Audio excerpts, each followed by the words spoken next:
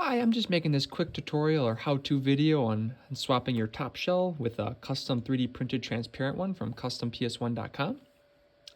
So first things first, we're going to take the 6 screws out of the back here. I've already done this for the make the video go a little bit quicker.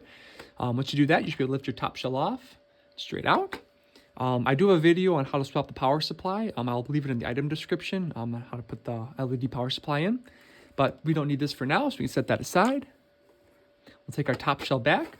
So the components we'll need for our 3D printed transparent shell are going to be the brackets and springs up here, the spring and slide mechanism, and the spring for the power button.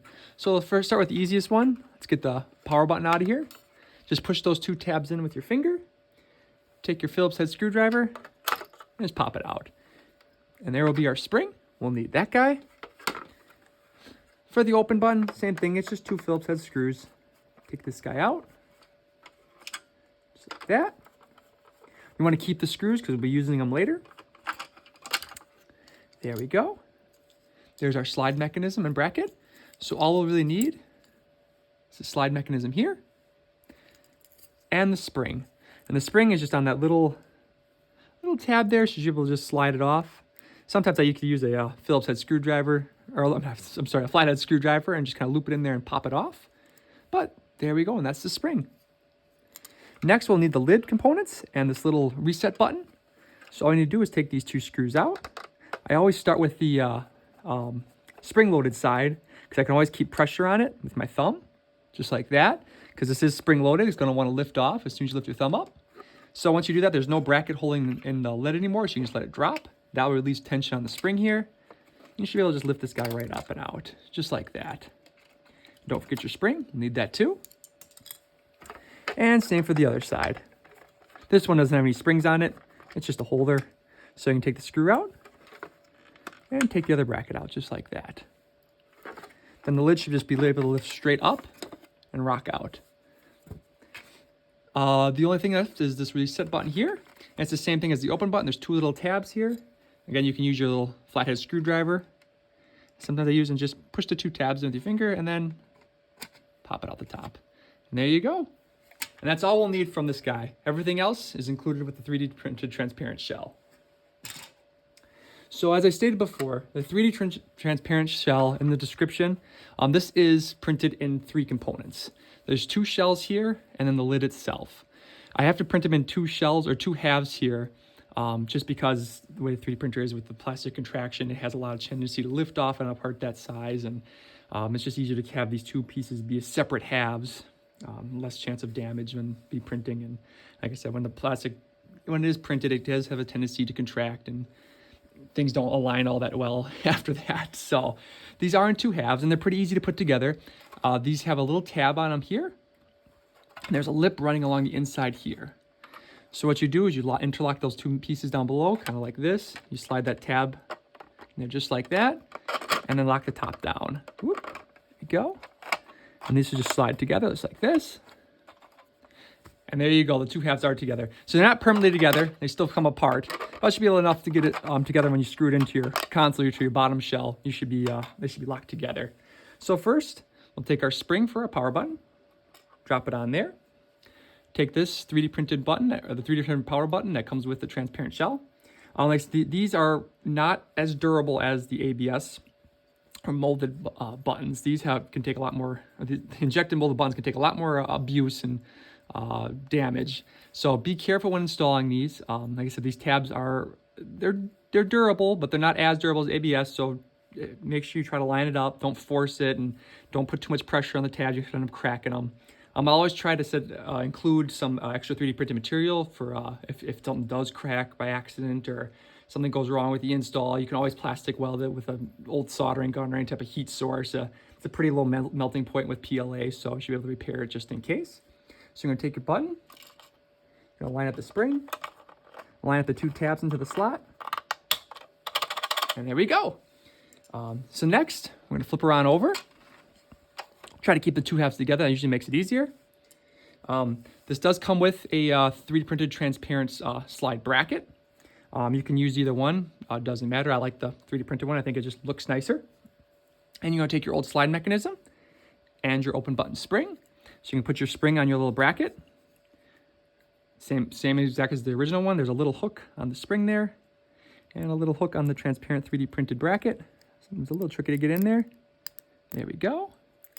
And it's in there.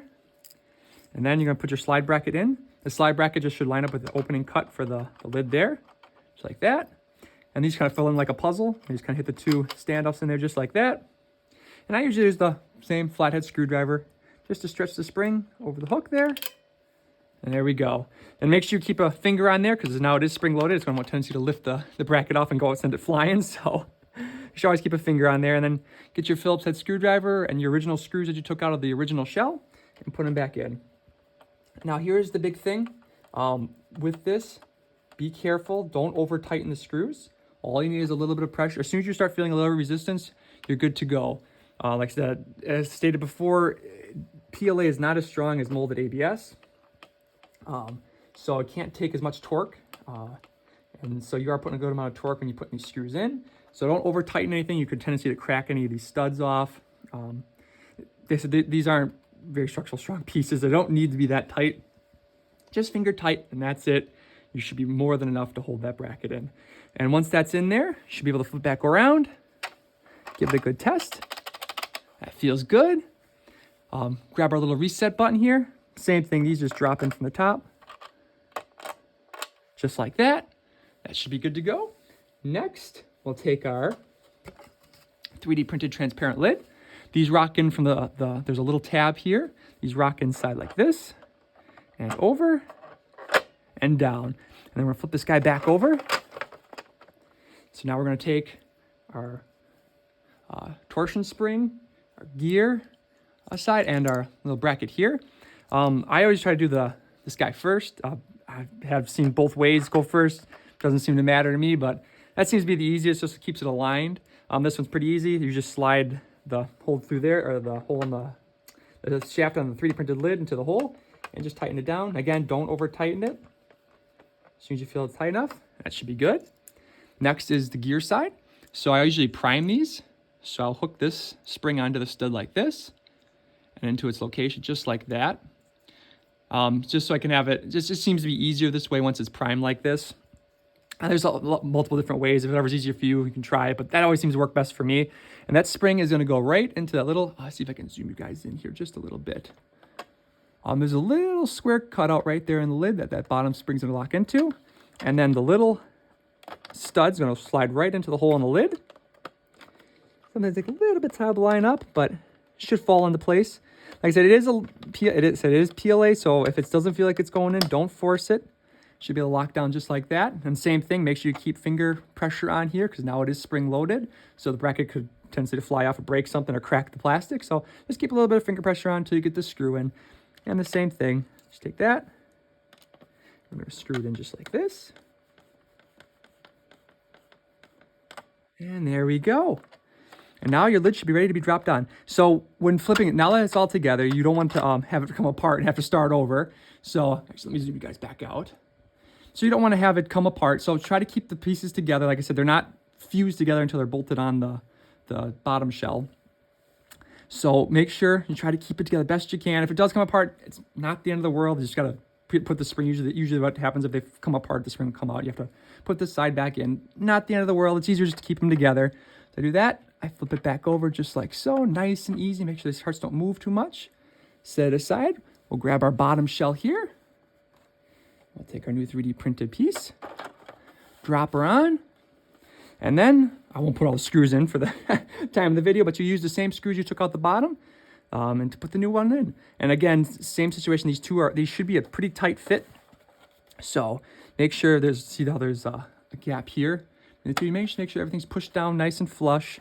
You're putting these in, you don't want to bind anything or crack them. Like I said, I do print these that are pretty tight fit. So it should be a nice, snug, pretty clean seam look. And again, the same thing when you're putting these screws in. Just don't over time because these are pretty long shafts here. And they said PLA doesn't like a lot of torque. So just be nice and easy. As soon as you start feeling resistance, you're done. That's all you need. Trust me, that's all it needs. It does not need a lot of torque on these guys. And like I said, I will try to include a a couple pieces of PLA strands of the same transparent shell, just in case if something does crack. It's very easy to plastic weld them back together.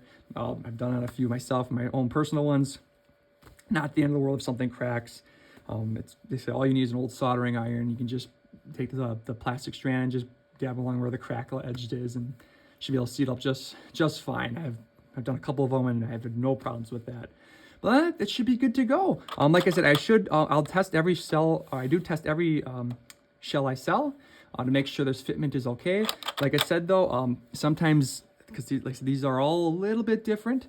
The gears on this open side here, sometimes they don't mesh just perfect with the shell here, because they said that gearing is always a little bit different on every single one. So sometimes you may have to file, if you got a good little file, to file the teeth before you put it on. Give it a couple of tests. Eventually it will work its way in there. It should be pretty good. Like I said, I do file and clean everything up before I send it out. To give that a couple good tests. Same with the reset button and the power button. Just feel it, see if it seals good. If it's too tight, you can always, got a little piece of sandpaper or something, you can always file the reset button down a little bit to your liking. It's up to you. Kind of just give it a good feel around. If all feels good to you, you should be good to go. The last thing then, once you screw in all 6 screws back in, make sure everything's nice and locked up here. What you're gonna do then, since these are in 2 halves, just to be on the safe side, you're gonna push down on the seam here. Make sure that's all locked into place. You don't want the one of the seams to be overlapping each other or something like that, and hitting your CD or hitting your pushing your spindle out of the way and stuff like that. So make sure it's all nice and flush. And once you're done, give it a shot, test it out, and you should be good to go and enjoy your new shell.